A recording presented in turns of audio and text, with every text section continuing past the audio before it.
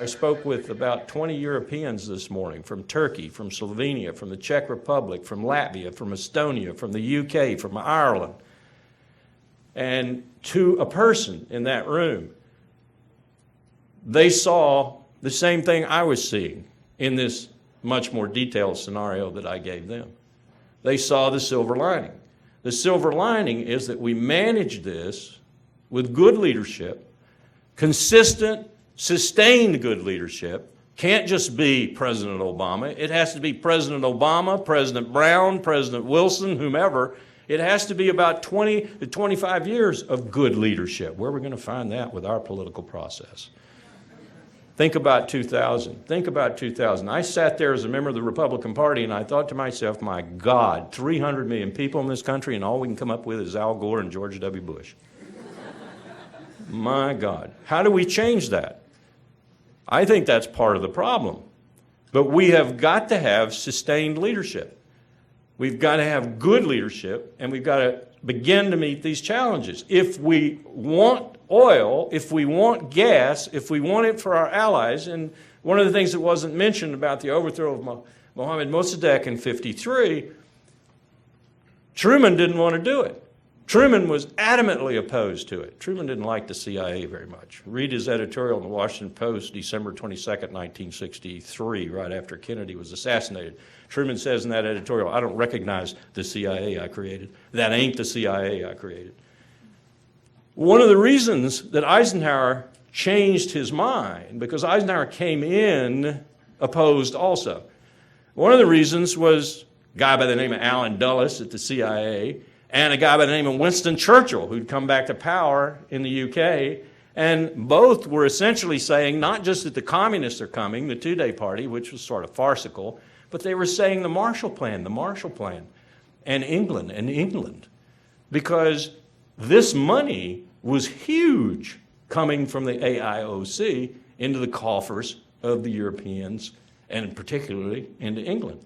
And you needed cheap oil to fuel the recovery of England and the recovery of Europe after that very cataclysmic war for them. We were the only nation essentially that was unscathed.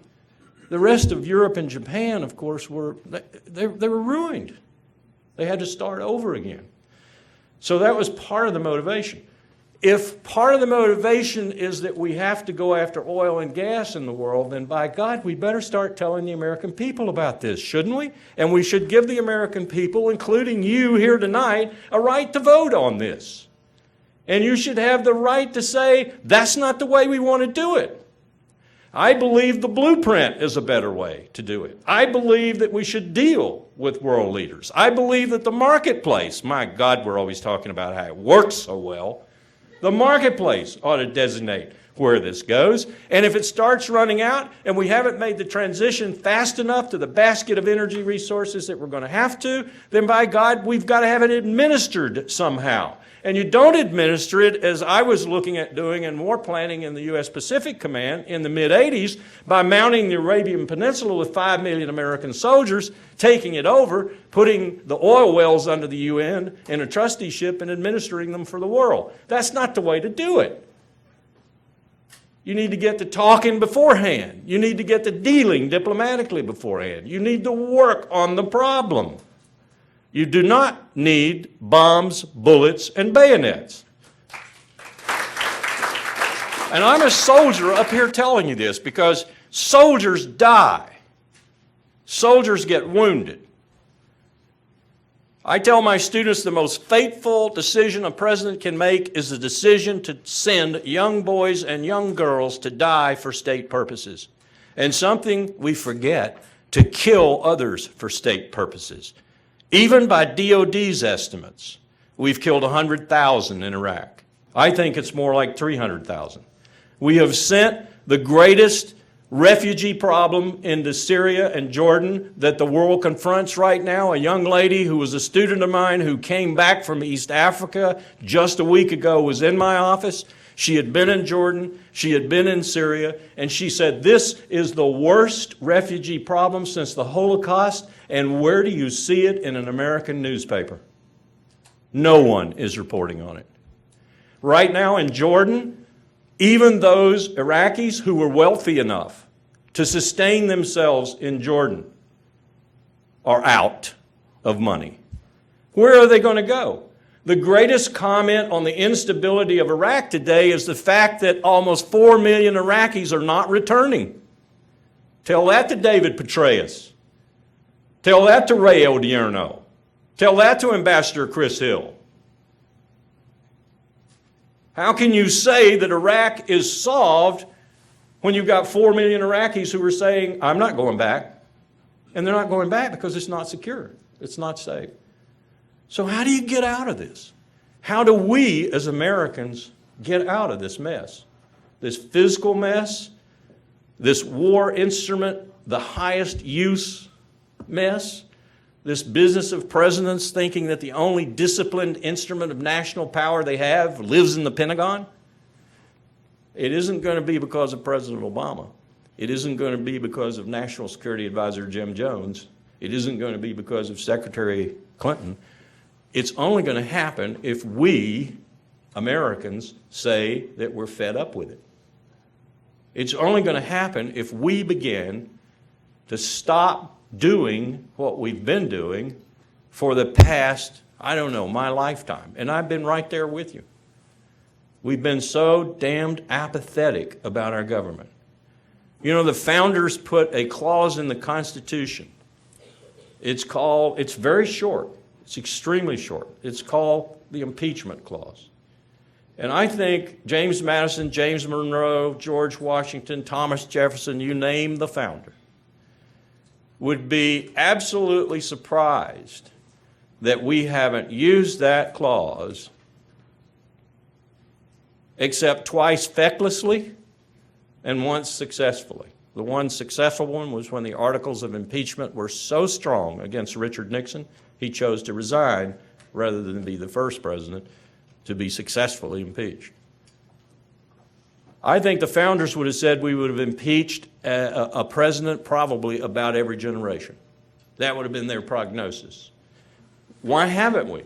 Because as Eisenhower warned in his 61 farewell address, the insidious power that goes unwatched, the insidious power that isn't overseen, that isn't regulated, that isn't looked at by conflicting interest and so forth, which was the principle of our founding, is power that will be abused and misused. And we have allowed power to be misused and abused in this country, particularly since Richard Nixon and Henry Kissinger. It's been going on for a long time. I don't pretend to have the answer for you up here, but I do know that Jefferson was right when he said the answer is in the clash of opinion, of idea, debate, and so forth. I don't even see that anymore. Ray's point about the newspapers, well taken, well taken. Where is the debate going on? Where is the discussion going on? Where are the ideas being refined? It isn't in the Congress of the United States. There are people over there who do not even realize that we are bankrupt. They think they can continue to print money because they've been printing money for so long that that is a lifestyle for them. The only way this is going to change is from the ground up. And we would be, let me say, as cynically as I can, probably the first democratic republic possessed of an empire, commercial or territorial or otherwise, to resurrect itself from the ashes. Because history says we're going down. That's what history says. I dare you to name a single empire in human history that has survived. It is nowhere written in stone that the American empire will be exceptional, despite what Madeleine Albright said about us being the exceptional nation. So it's about time we get busy and do everything in our power to make sure that whatever is happening happens so that our posterity, which we seem to have forgotten about, which our founders didn't, so that our posterity does survive with some decent prospects for the future. I was out at the Stanford Law School about 7 months ago, and I told about 300 prospective lawyers. You will be the first generation in American history, as short as it is, to have a lower standard of living than the generation before you. Wow. The Q&A lasted for 2 hours. Not individually. One of them will go out and make $300,000 in his first job.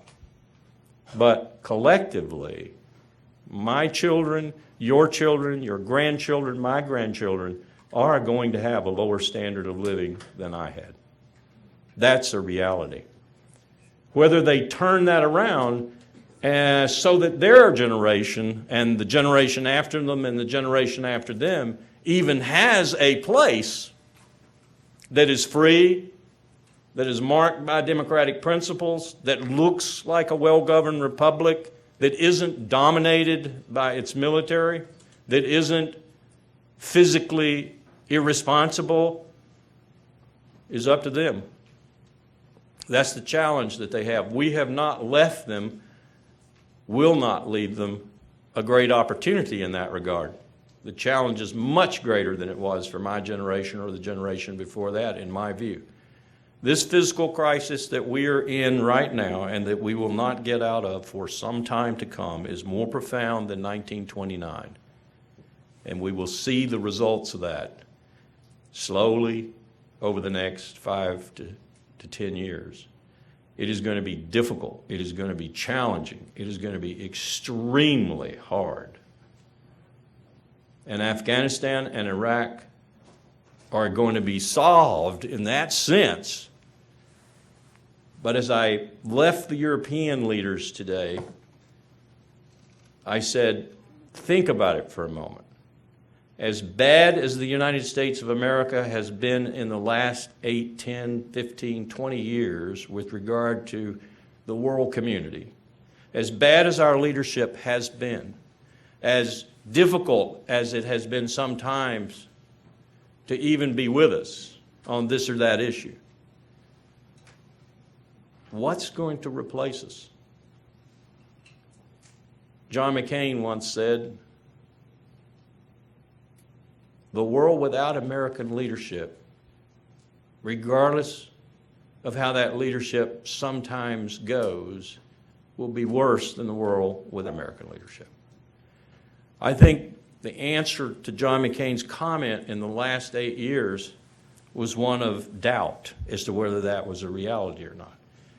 Lots of my friends in Europe, and lots of my friends in Japan and in Asia in general would question that. They would say, American leadership has gotten so bad that we are now working on other alternatives.